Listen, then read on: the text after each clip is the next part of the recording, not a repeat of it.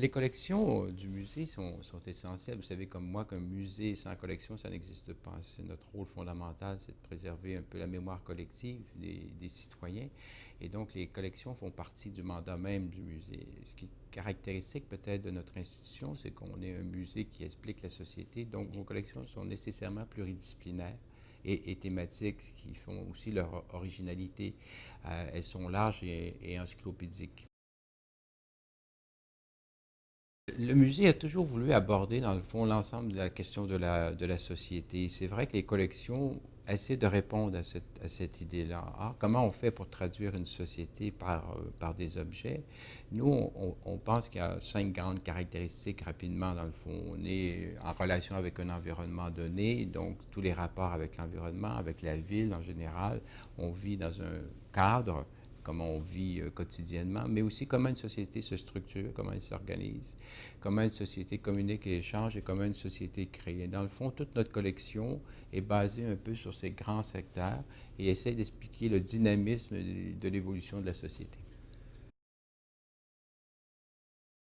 Ce qui est intéressant par cette petite exposition, dans le fond, c'est deux choses. Premièrement, se rendre compte que le musée fonctionne avec des donateurs et qu'une collection se développe en relation avec des donateurs, mais en même temps, voir aussi le caractère très multiple et pluriel de notre collection, qu'on s'intéresse aussi aux objets anciens, mais aussi aux objets contemporains, parce que la mémoire collective se fait aussi petit à petit, donc elle se développe, et donc le musée doit être aussi attentif à cette réalité-là.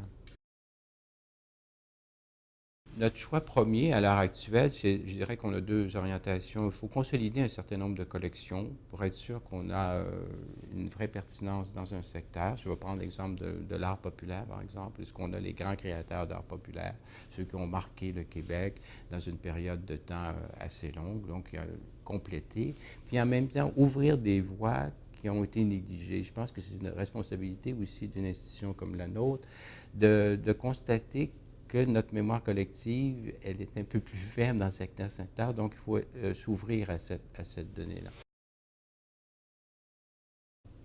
Un musée comme le nôtre ne fonctionne pratiquement que par donation.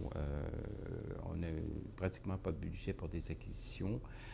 C'est à l'occasion parfois d'expositions qu'on peut acquérir financièrement un certain nombre d'objets, donc c'est surtout les donations. Et il y a plusieurs types de donateurs. Il y a des donateurs qui sont des collectionneurs et des donateurs qui sont des citoyens. Alors, il y a des gens qui ont réussi à développer au fil du temps de véritables collections qui sont des collections nationales parce que ce sont des passionnés qui ont voulu enrichir, développer un discours. Je pense à la collection de M. Bienvenu sur les hippomobiles. Euh, donc, des gens qui avaient un secteur privilégié, puis au fil du temps, ont développé cette collection-là. Le temps venu, ils veulent la pérenniser, ils veulent qu'elle dure dans le temps, donc ils la confient à une institution publique pour la protéger. Je dirais que ce sont presque des donateurs collectionneurs experts.